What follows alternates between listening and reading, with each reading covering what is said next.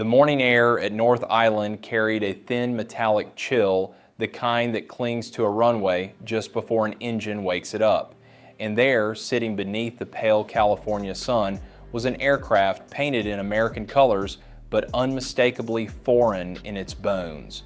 A captured Zero fighter, once feared across the Pacific, waited in silence as a Navy test pilot settled into its narrow cockpit. He knew what this machine had done.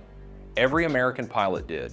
Lightweight, impossibly agile, the Mitsubishi A6M20 had carved its legend into the first year of the Pacific Air War. Men avoided turning fights with it, not out of caution, but out of survival. And yet on this morning, one pilot was preparing to do what no American had ever attempted, take the enemy's most lethal creation into the sky and feel its secrets through the stick itself. Somewhere beneath the smooth aluminum skin were answers, the truth behind its power, and perhaps the first clues to the Zero fighter weaknesses no one had been able to name. But knowledge in war rarely comes without risk.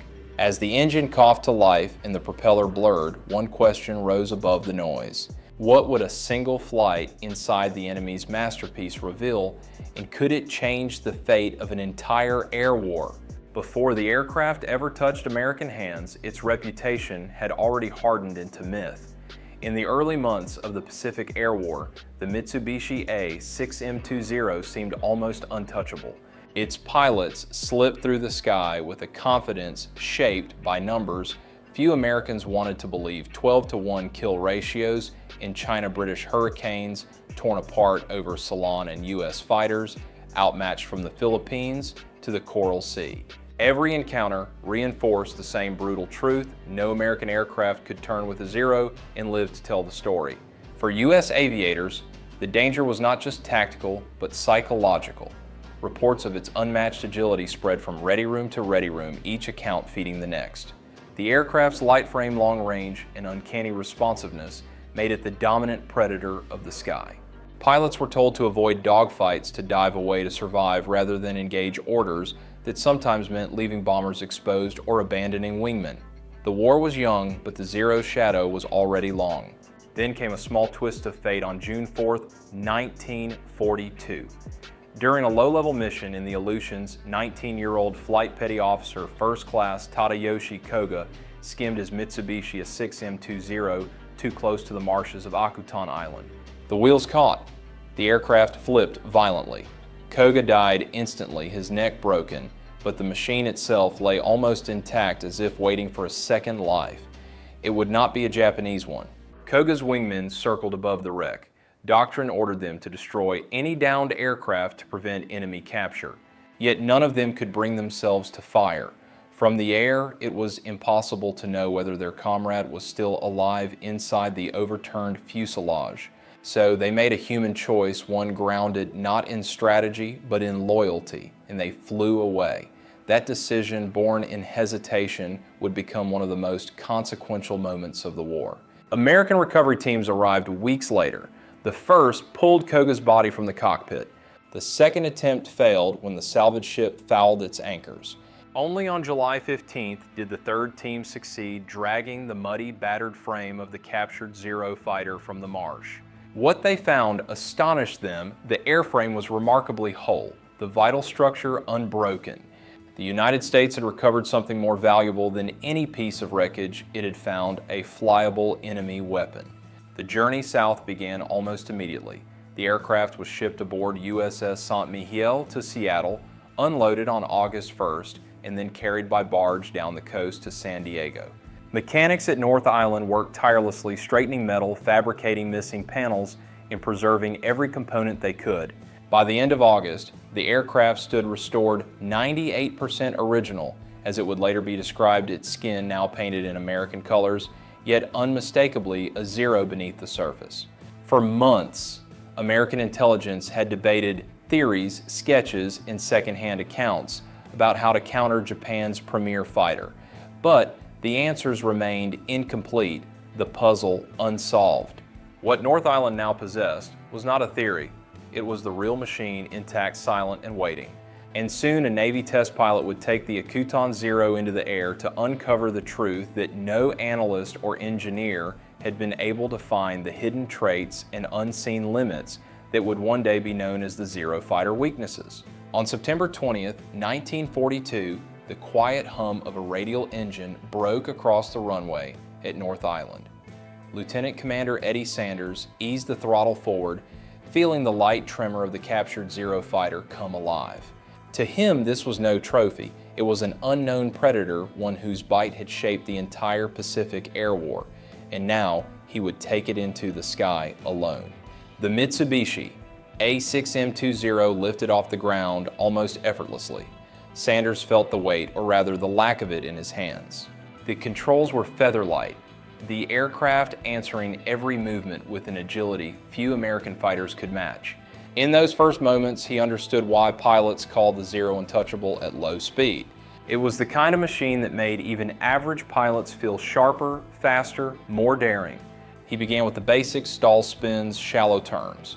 Each maneuver revealed the same truth: the aircraft was incredibly forgiving at low speed, almost gentle.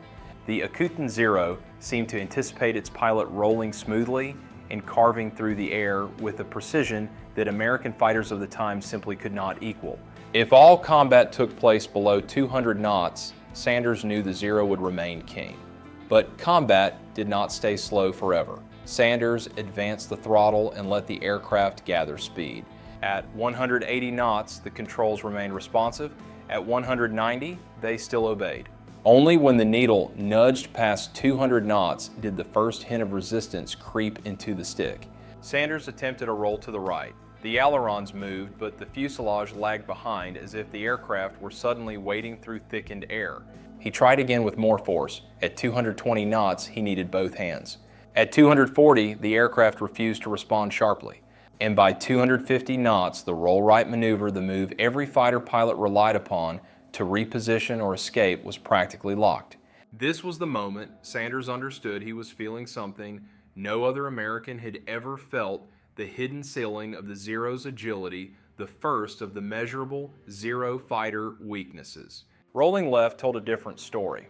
The aircraft responded with more ease, though still sluggish compared to its low-speed performance. The asymmetry was unmistakable, a quirk of its aerodynamics intensified by the light frame and oversized wings. Sanders noted every detail. These were not minor differences, they were exploitable truths. To confirm his findings, he pushed the Zero into a steep dive. The world outside the canopy blurred as the nose dropped and negative G pressed against his harness. Then, with a sudden cough, the engine died. The float-type carburetor, common in early Japanese designs, could not feed fuel under negative acceleration. The propeller windmilled uselessly until Sanders pulled back into positive G and the engine sputtered back to life. Another weakness, another opening American pilots could use. When Sanders landed after the flight, adrenaline still tingled in his hands. He had not simply flown the enemy's legend, he had felt the limits the Japanese themselves never revealed. As he wrote his report, he understood that these discoveries were more than engineering notes. They were the first clear map of how to fight the Zero on American terms, and they marked the moment the Mitsubishi A6M20 began to lose the one advantage it had always possessed: mystery. Sanders' first flight was only the beginning. Over the next 25 days, he flew the Akutan Zero 23 more times, each sortie peeling away another layer of the aircraft's mystique. Every climb, dive, and high-speed pass confirmed the same pattern: exceptional grace below 200 knots, increasing stiffness above it, and a hard physical limit on right-hand rolls. What had once been a rumor, whispered among pilots, was now documented fact. The Zero's mastery of the slow fight came at a cost, one that American aviators could finally exploit. The reports were transmitted to frontline squadrons within days. For the first time in the Pacific Air War, American pilots received not warnings, but instructions, clear, actionable tactics built around proven Zero fighter weaknesses. Stay fast, stay high, never turn with a Zero at low speed. Force the engagement above 200 knots, then roll hard right. And if pursued, push into negative G and watch the Zero's engine starve. It was a small tactical playbook, but it rewrote the mental landscape of the fight. The first major test came from Marine First Lieutenant Kenneth Walsh, flying an F-4U Corsair in the Solomons. Walsh had studied the captured Zero fighter briefings before deploying, memorizing every line about the roll rate and the carburetor. On August 30th, 1943, when nearly 50 Japanese aircraft swarmed over Kahili, he put that knowledge to use. A Zero latched onto his tail. Instinct might have driven another pilot into a climbing turn, the kind of trap the Mitsubishi A6M20 was born to win. But Walsh chose the Sanders method. He nosed the Corsair over into a split S inverted and pulled through. The airspeed climbed 220, then 240, then past 260 knots. At the precise moment Sanders had described, Walsh rolled hard right. Tracer rounds hissed past his belly, too slow to follow the maneuver the Zero physically could not match. The American fighter slipped free. In the minutes that followed, Walsh shot down 4 enemy aircraft before being forced to ditch. He later said that knowing which way to roll saved my life more than once. Across the theater, similar stories began to surface. After months of brutal one-to-one exchanges, the kill ratio shifted. Navy and Marine Wildcat squadrons that applied the new tactics saw their numbers climb from parity to nearly 6-to-1 by the end of Guadalcanal. The aircraft had not changed, the pilots had, and the catalyst was a test pilot who had dared to fly the enemy's masterpiece. The Japanese noticed the difference almost immediately. Veteran aviators like Saburo Sakai returned from recovery to find an enemy transformed Americans no longer trying to outturn Zeros, no longer falling into predictable patterns. High-speed dives, slashing attacks, and sudden right-hand rolls replaced the slow circling engagements of 1942. The air war had shifted under their feet. By mid-1943, the psychological tide had turned as well. Zero pilots, who once carried absolute confidence, now saw formations of American fighters refusing the very fights the Zero had been designed to dominate.